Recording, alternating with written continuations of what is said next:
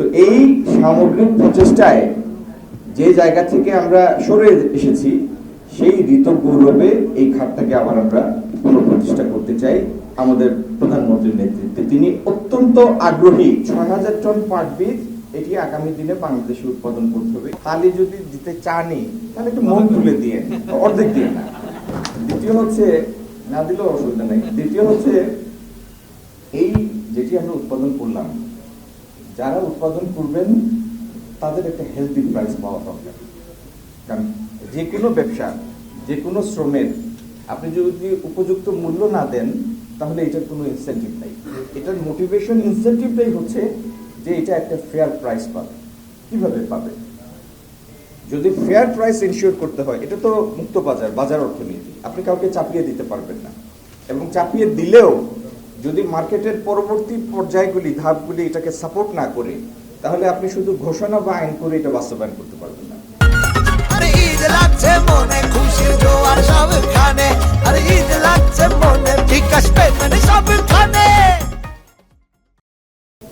তাহলে যারা পাট উৎপাদন করবে তাদের যদি আমরা একটা অ্যাট্রাকটিভ ফেয়ার প্রাইস দিতে চাই, তাহলে পাট পণ্যের পরবর্তী পণ্য যেগুলি, সেগুলির বৈচিত্র্য থাকতে হবে, সেগুলি বেশি বেশি টাকা আয় করে পরবর্তী পর্যায়গুলি সেটি নিশ্চিত করতে হবে।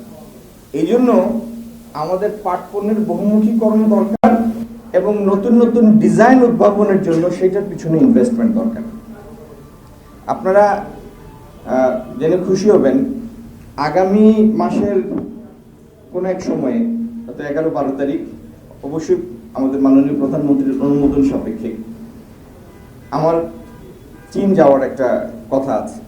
তো আমরা চীনের পৃথিবীর র্যাঙ্কিং, মানে ইউনিভার্সিটি র্যাঙ্কিং এর নাম্বার 1 উৎসিত সেই ইউনিভার্সিটিটা, তাদের সাথে আমরা ইতিমধ্যে আলাপ করেছি। তারা চায়নার অন্যান্য ইউনিভার্সিটির ফ্যাকাল্টিদের সেখানে ডাকবে। আমরা পাট এবং চামড়া সেটা নিয়ে, সেটার সাথে এই দুইটার উৎপাদন বলতে উৎপাদন পর্যায়ে উৎপাদনশীলতা বৃদ্ধি।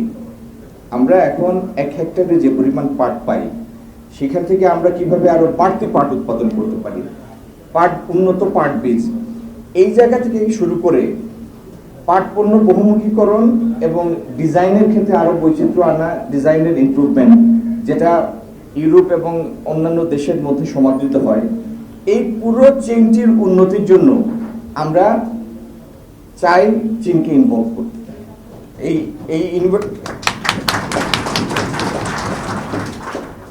তো এই জন্য আমরা অন্য একটি কাজের সাথে এটিকে যুক্ত করেছি। যদি আল্লাহ সহায় হন, মাননীয় প্রধানমন্ত্রীর অনুমোদন সাপেক্ষে আমরা চাইনিজ ইউনিভার্সিটিগুলির সাথে এই আলাপটা করব এই মাসের মাঝামাঝি সময়, চায়না থেকে।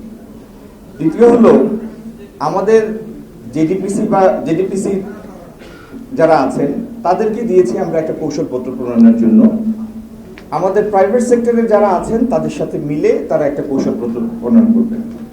সেটার সাথে চীন থেকে আমরা যা জানবো, শুনবো, সেটাকে আমরা অ্যালাইন করব। তৃতীয়ত হচ্ছে, আমাদের এখানে রাষ্ট্রায়ত্ত যে পাটকলগুলি ছিল, আমরা চাই দ্রুত সেগুলি ব্যক্তিখাতে চলে যায় এবং ব্যক্তিখাত আরো যদি ভিন্ন কোনো ইনভেস্ট করতে চান করবেন, কিন্তু পাটকলগুলিকে তারা চালানোর ব্যবস্থা করেন। আমরা যদি পাট পণ্য বহুমুখী করতে পারি, বাইরে থেকে ভালো প্রাইস আনতে পারি, ডোমেস্টিক কনজাম্পশন বাড়াতে পারি, তাহলে পাটকল চালিয়েও ওনারা মুনাফা অর্জন করবেন। প্রয়োজনে মেশিন পরিবর্তন করবেন, নতুন মেশিন আনবেন, সেটার জন্য আমরা সহায়তা দিব, সরকার সহায়তা দেবে।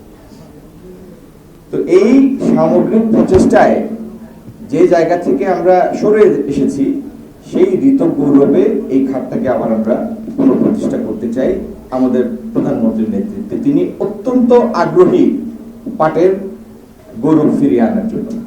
আপনাদের সবার সহযোগিতায়, আল্লাহর মেহেরবানিতে ইনশাআল্লাহ আমরা আমাদের কাঙ্ক্ষিত লক্ষ্যে পৌঁছাবো।